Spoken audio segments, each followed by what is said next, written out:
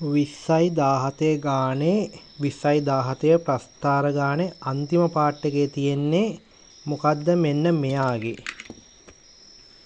ඒ කියන්නේ මම රතු පාටින් කොටු කරේ x වර්ග ධන 4x ඍණ 2 සමානයි බිඳුවේහි ධන මූල පළමු දශම ස්ථානයට හොයා. ඒ කියන්නේ උඹලා මුලින්ම කරන්න ඕන මේකේ ධන මූල මොකක්දයි කියලා හොයන්න ඕන. ඒ කියන්නේ ප්‍රස්ථාරේ කැපිලා තියෙන්නේ. ඔයගොල්ලන්ගේ ප්‍රස්ථාරේ කැපිලා තියෙන්නේ කොයිබදිද? ප්‍රස්ථාරේ x අක්ෂය කැපිලා තියෙන්නේ කොයිබදිද? මෙන්න මෙහෙම මොකක් හරි ප්‍රස්ථාරයක් එන්නේ නැති x අක්ෂය කැපිලා තියෙන මෙතන ඛණ්ඩාංකේ x අක්ෂය කැපිලා තියෙන මෙන්න මේ වගේ තැන මේක x අක්ෂනේ x අක්ෂය කැපිලා තියෙන මේ වගේ තැන ඛණ්ඩාංක මම හරියටම ෂුවර් නෑ මම ගන්නම් 0.4 දී කැපිලායි කියලා. ඒ වගේ යන්නේ කැපිලා ඇත්තේ කැපිච්ච තරම් බොහෝ දුරට 0.4ට ආසන්න තැනක තමයි ඔක් කැපිලා ඇත්තේ හරිය. මෙන්න මෙතන 0.4 තමයි කැපිලා තියෙන්නේ. ඔයාලා කරන්න ඕන ආන්ගේ 0.4නේ. මෙන්න මේකගේ මූල හෙව්වන් පස්සේ 0.4යි. මොකද්ද? අපිට තියෙන ශිතේ මේකනේ. ශිතේ y සමානයි බිඳුව වෙලාවේ මේකේ y බිඳුවක් වෙනකොට මෙන්න මෙයා එනෝනේ.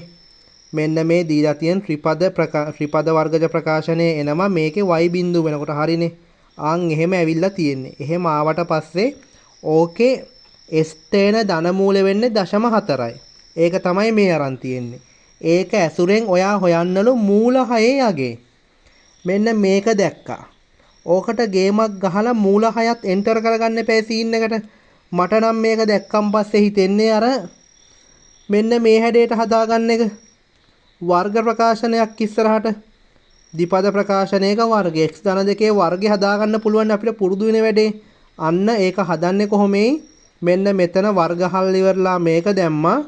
මෙතන 4 2කින් බෙදලා ඒක දැම්මා මෙතෙන්. ඊට පස්සේ ඒක වර්ග කළා දැම්මා.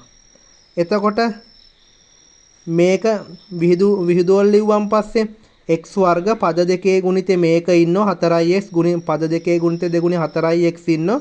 ඊට අමතරව අගපදයේ වර්ගය කියලා 4ක් ධන 4ක් ඉන්න ඕන. ඒ ධන 4 හැලෙන්න තමයි මේ ඍණ 4ක් දාගත්තේ. ඒවා තේරෙනවයි කියලා හිතනවා. හරි. මෙන්න මේක අර වර්ග පූර්ණ සීන් එක වගේ කරලා තමයි මෙහෙම අරගෙන තියෙන්නේ. ඒ කියන්නේ x මෙයා දෙකෙන් බෙදලා වර්ග කරා ඍණ 4 දාන්න හේතුව තමයි බම් මේක මෙහෙම ලියා ගන්න නම් මෙතන උඩ පියවරේ ඉන්න ඕන x වර්ග මේ දෙන්නගේ ගුණිතේ දෙගුණය. ඒ කියන්නේ x වතාවත් 2යි 4යි කියන එක්කෙනා ඉන්න ඕන. මෙන්න මෙතන මීට අමතරව මෙන්න මෙයා දෙකෙන් බෙදුවන් එන එක්කෙනෙක්ගේ වර්ගයක් ඉන්න ඕනේ. ඒ කියන්නේ ධන 4ක් ඉන්න ඕනේ. ඒ ධන 4 තියෙනවා කියලා හිතපු හින්දා තමයි මෙහෙම ලිව්වේ. ඒ දාපු ධන 4 තමයි මේ අඩු කරලා තියෙන්නේ. ඒක පැහැදිලි කියලා හිතනවා. මේක මෙහෙම සුළු කරන් ආවම මේ දෙක සුළු වෙලා ඍණ 6ක් එනවා. ඍණ 6ක් ආවට පස්සේ ඍණ 6 මේක එහා පැත්තට ගෙනිච්චා. එහා පැත්තට ගෙනින් දෙපැත්තෙම වර්ගමූලය බැලුවා. ඊට පස්සේ මෙතන x ධන 2 සමානයි මූල 6යි කියලා එනවා. ඔන්න ඔතනින් පස්සේ තමයි සීන් එකට බහින්න තියෙන්නේ.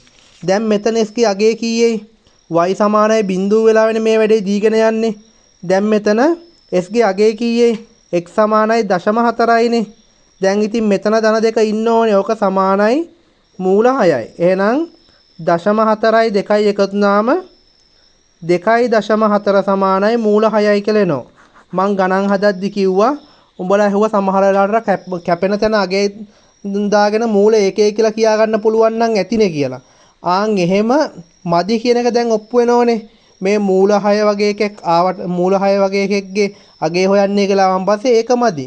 ආක අවබෝධයෙන් x y සමානයි බිඳුව වෙලාවට හොයලා ඕම ගේම ගහ ගන්න ඕන කියන එක පැහැදිලි ඇති.